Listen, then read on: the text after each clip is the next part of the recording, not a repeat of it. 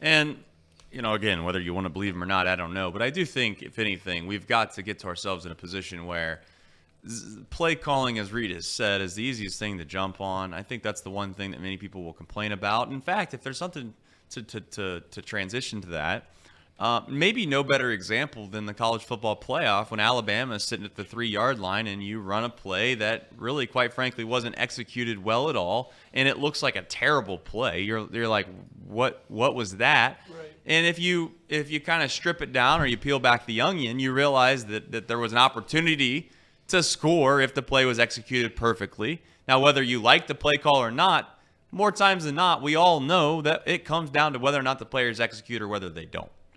You try to put them in their best position you can to succeed. The one thing that has become more and more glaringly obvious to me, though, when we talk about what the difference is between the Nick Sabans of the world and maybe even in the NFL, Harbaugh specifically, is I don't know if maybe it's just me overreacting, because I think at times I think that I am when I'm saying this, but what has come of the trick plays in what I would call critical situations? I'm being relatively serious about this. Well, when you were Michigan the other day, you're moving the ball. You don't have a problem out physicaling the other team. Like, you don't have a problem man on man running the football. That wasn't really a problem.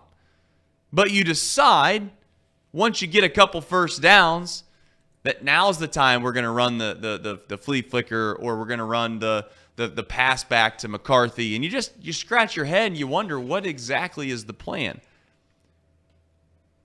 The one thing I've come to realize, or not realize, but when you're within sport, and when you're specifically when I was within baseball and inside of baseball and coaching baseball and doing these recruiting camps all the time, and you're around baseball minds literally constantly, you realize quickly that these people know a lot about the sport. They are invested in trying to become the very best at whatever they can. But I do think that there is a little bit of groupthink mentality when it comes to those individual cultures. Sometimes you get so invested and so into the weeds on things, it's hard to see what the common person, if you want to call it that, sees or thinks. And when you're removed from it, sometimes you look back on it and you think, that's so dumb. So dumb to be like that, or to think like that, or to do like that. But you become kind of a part of what it is. It's a cult to a certain extent inside of these circles. And the one thing I keep coming back to is that when you're removed, you can kind of laugh about it, but you can't see it while you're in it. I just wonder sometimes, the one thing I do think is I think that coaches and organizations, sometimes, like all of us, they dig their heels in and they try to do something, not out of spite, but close to it as you can get, because that's our way. That's what I believe, or that's the way it should be. So I do think if there was one thing that I could say, hey, if we're going to complain about play calling, there was one thing that I could do without, and that's the trick plays. Which, yes, when they work, we all jump up for joy and we say they're great. But it's hard for me to imagine, and it's hard for me to buy into the concept of what coaches always preach when you're in the weight room, when you're at practice, when you got to get up at 4 a.m. and be somewhere. They always preach, we're going to outwork them. We're gonna mano a mano be better than them, and that's how we're going to win a championship. That vibe and that culture and that belief I can get behind. But when the season's on the line, you turn around and you run some trick play because you don't think that you can just do something better than them. That's the part you lose me. So we'll see.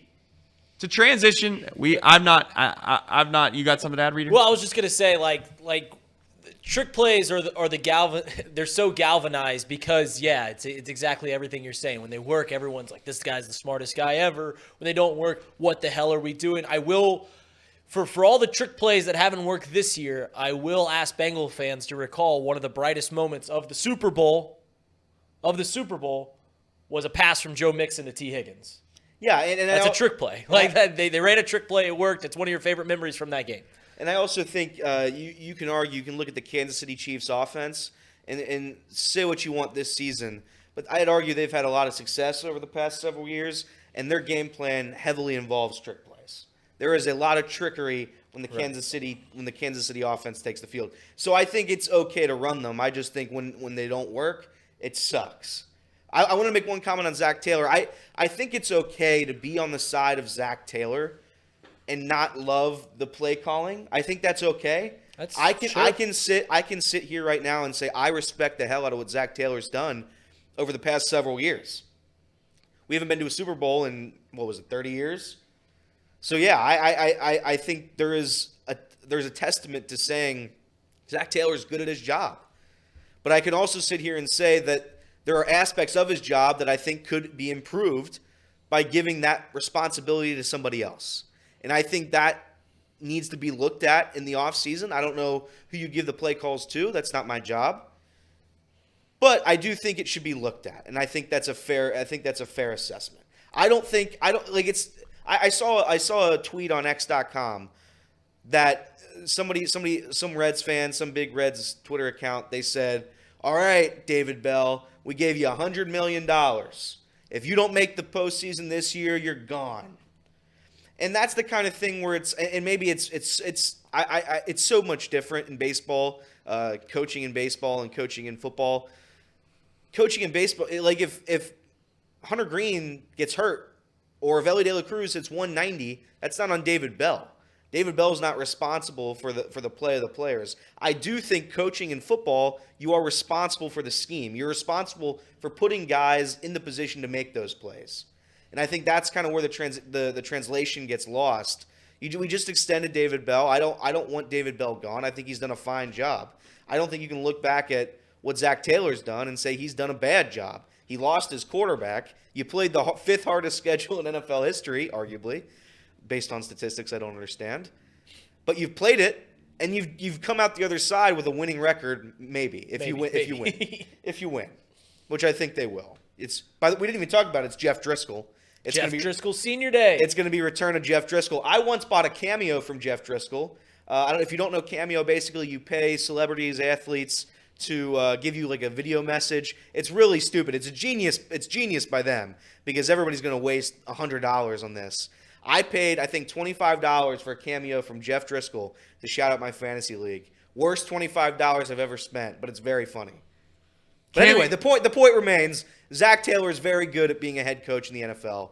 I just wish he would change up the play calls. So when it's 4th and 1, you decide to take your quarterback and go up the gut opposed to throwing 10 yards in the end zone.